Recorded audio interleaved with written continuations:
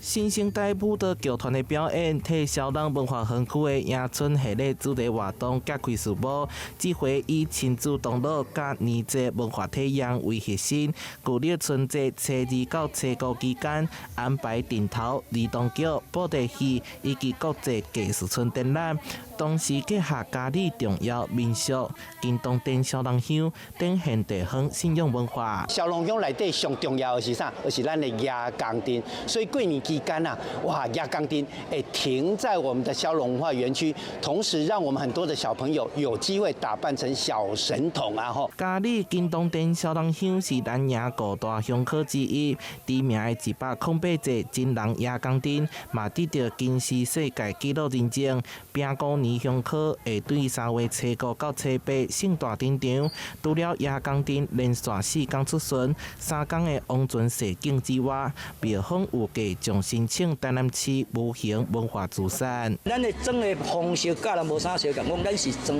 36天宮72地煞吼。一般所謂咱其他咱的友宮因所裝扮的是種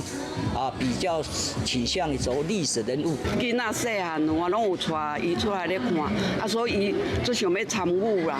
要交人安尼互動，講佇頂懸摕物件交人分享啊，這會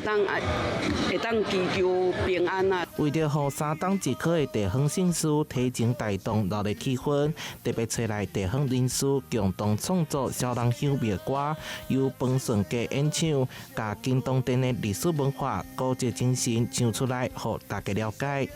台南新聞社會採訪報道。